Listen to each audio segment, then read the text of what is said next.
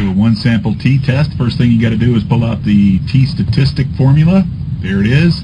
That means we have to find from this group of data the mean, the standard deviation, but because it's from a sample size, we're going to call it the standard error. So this is what we have to find from this. Let's go ahead and find it in Excel. Go to the function bar, make sure you're statistical. You're going to go to average, click OK. Just click and drag the data columns. Click OK. There's the mean, standard deviation, same thing. Function bar, statistical. You're going to scroll down to Saint Dev. Click OK. Just click and drag the data. Click OK. So there's part A. So let's go back to our problem. This is all the data we're going to need. So let's go ahead and get started. First thing you got to do is label your null hypothesis. That is that they're stating that the mean weight of the football lineman is 278 pounds. The alternative is that it's bigger than, greater than.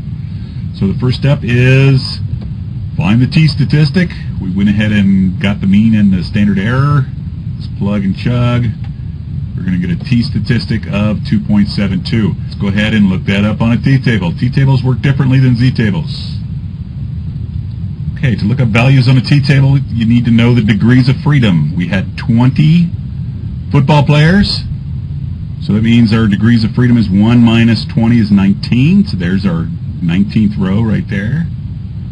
Second thing you need to know is where does the 2.72 lie on that row? It looks like it lays right between these two guys right here, 2.539 and 2.861. So what you do is you run your columns up.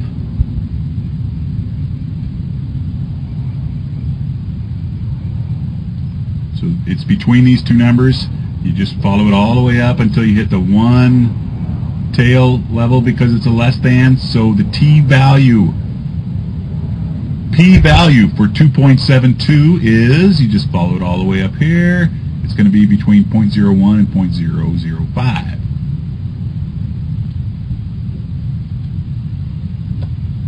Okay, now normally what I do is just simply give it a value so it's easier to work with. I'm just going to call it 0.008 because that is between 0.005 and 0.01.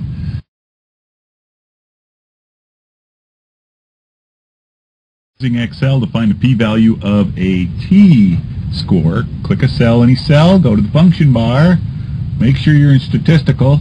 You're going to scroll down to t-dist. It's going to go ahead and give us the value from the table, t-dist. And the first thing it asks us is the random variable. This one is 2.72. Degrees of freedom, 1 minus sample size is 19. Tails, 1 because it's a greater than. Click OK. There's the probability value.